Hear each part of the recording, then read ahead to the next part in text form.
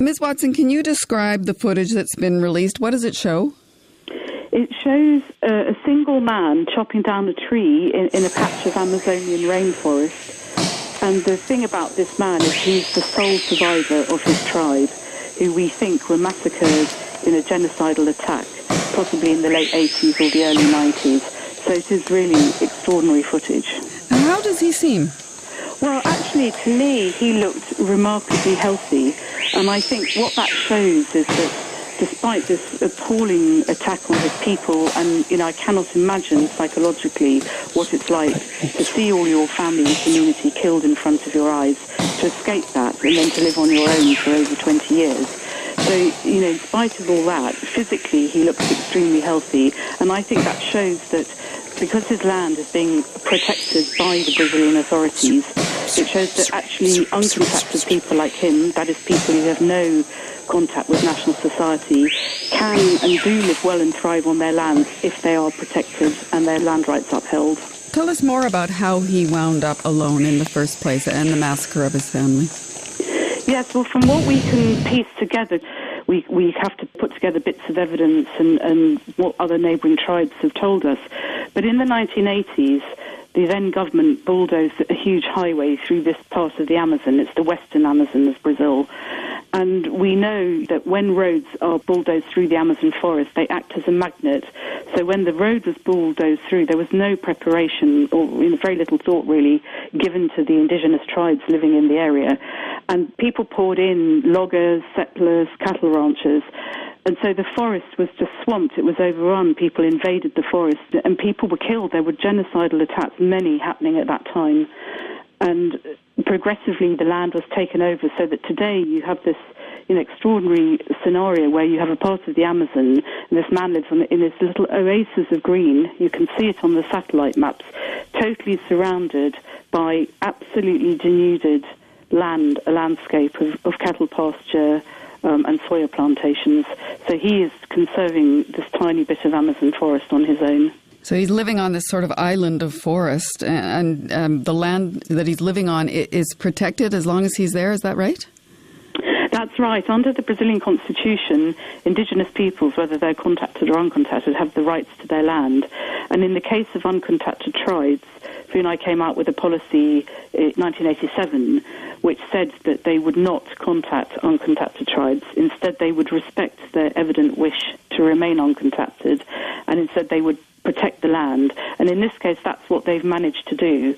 Basically, no one can enter his land other than the FUNAI officials, the government officials who are monitoring it to make sure it's not being invaded.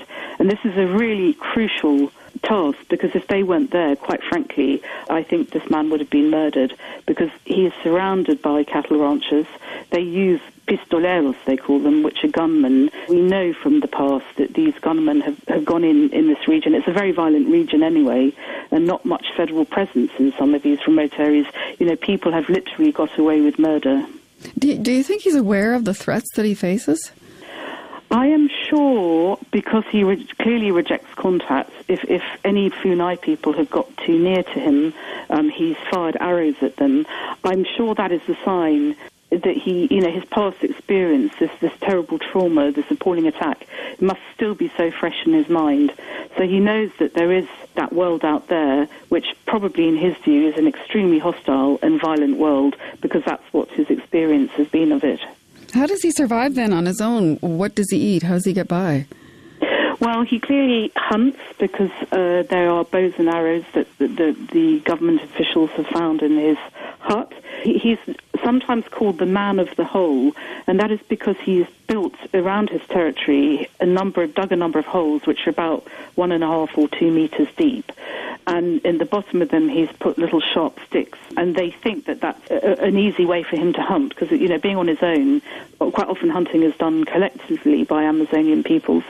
He's also tends gardens where he's growing bananas, corn, manioc. And I think as he looked so healthy in the footage, it seems to me that in the physical sense and in terms of food, he's doing okay.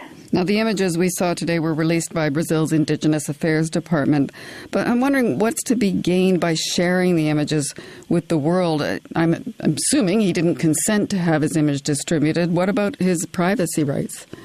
Yes, I think that's a fair and important question, and I think you have to balance, he couldn't give his consent, but when I think there are real intangible threats to somebody's life like his, and actually this year has been a very bad year for the Indigenous Affairs Department because its budget has been slashed.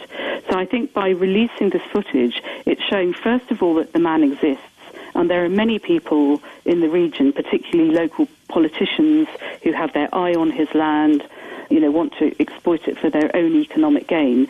They would like nothing better than for him to be disappeared. And so what it's saying is this man exists, that Fiona and I are not inventing uncontacted tribes. And I think it's also will serve to put pressure on the government. Ms. Watson, just last year we covered the story of a group of gold miners who were recorded boasting at a bar that they had killed 10 uncontacted tribes people. Have there been any consequences for those miners as far as you know? As far as I know, there haven't. And I think this highlights the difficulties of collecting evidence in these very remote areas. The genocidal attacks on these uncontacted people, they're not witnessed, so it's very hard to gather the evidence. And of course, any physical evidence that there may be in the tropical climate of the Amazon disappears very fast. So then, in that sense, has there anyone actually been able to confirm that these tribes people were in fact killed? I think it still has not been confirmed. In my view, something happened. And in my experience, quite often when these attacks happen, the news often trickles out months later. And this is actually well illustrated by the case of this lone survivor, the man of the hole. At the time his community was attacked, it was covered up and the news took years to come out. So, we are dealing, it's not a science in a way. I mean, they're very remote areas. Ms. Watson, thank you. Thank you very much for covering it. Bye-bye. Bye-bye.